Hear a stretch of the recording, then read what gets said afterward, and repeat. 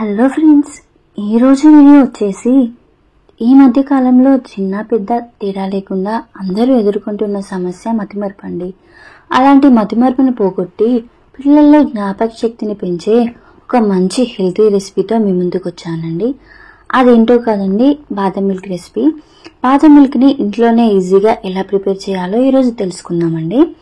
ముందుగా ఆల్మండ్స్ని ఒక బౌల్లో వేసేసి ఓవర్ నైట్ సోక్ చేసుకోవాలి.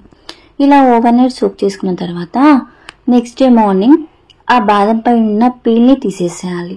ఆ పీల్ని తీసేసి ఆ ఆల్మండ్స్ని ఒక మిక్సీ జార్లోకి తీసుకోవాలి.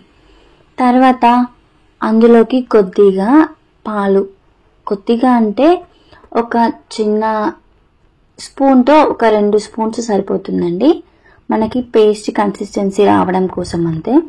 అలా కొద్దిగా పాలు వేసేసుకొని గ్రైండ్ చేసుకొని పక్కన పెట్టుకోవాలి. తర్వాత ఒక స్టవ్ మీద బౌల్ పెట్టేసుకొని అందులో మిల్క్ యాడ్ చేసేసుకోవాలి. నేనైతే చిన్న గ్లాస్తో 2 గ్లాసెస్ ఆఫ్ మిల్క్ యాడ్ చేశాను. ఇలా మిల్క్ యాడ్ చేసి మిల్క్ని బాయిల్ చేస్తూ ఉండాలి లో ఫ్లేమ్లో.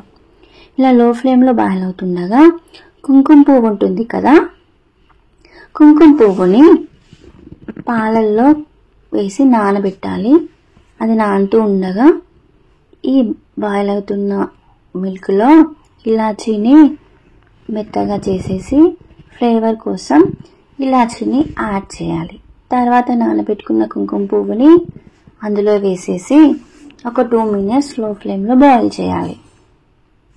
బాయిల్ అవుతుండగా మనం ముందుగా గ్రైండ్ చేసుకున్న ఆల్మండ్ పేస్ట్ని కూడా అందులో వేసేసి బాగా కలుపుకోవాలి. తర్వాత కొద్దిగా పసుపు ఆప్షనల్ అండి, కాకపోతే పసుపు యాంటీబయాటిక్ కాబట్టి పాలల్లో పసుపు వేసుకుంటే కూడా మనకి చాలా హెల్త్ బెనిఫిట్స్ ఉంటాయి కదా. అలాగే మనకి కలర్ కూడా చాలా బాగా వస్తుందండి, అందుకే కొద్దిగా పసుపు వేసేసి కలుపుకోవాలి. తర్వాత షుగర్ వేసుకొని కలుపుకోవాలి. షుగర్ అనేది ఆప్షనల్ అండి, షుగర్ బదులు డేట్స్ కూడా వేసుకోవచ్చు. నేనైతే కొద్దిగా షుగరే వేసానండి. షుగర్ వేసేసుకొని కలుపుకొని 2 మినిట్స్ లో ఫ్లేమ్లోనే బాయిల్ చేసుకోవాలి. అంతేనండి, మనకి బాదం మిల్క్ అనేది రెడీ అయిపోయింది. చూడండి కలర్ కూడా ఎంత బాగా వచ్చిందో. మనకి బయట దొరుకుతాయి కానీ వాళ్ళు కలర్ కోసం ప్రిజర్వేటివ్స్ యాడ్ చేస్తారు. మనమైతే ఇంట్లో న్యాచురల్గా ప్రిపేర్ చేసుకోవచ్చు. తర్వాత స్టవ్ని ఆఫ్ చేసేసేయాలి. ఇది గోరువెచ్చగా అయ్యాక ఒక గ్లాస్లోకి షిఫ్ట్ చేసుకుంటే సరిపోతుందండి. గోరువెచ్చగా తాగినా కూడా టేస్ట్ అనేది చాలా బాగుంటుంది.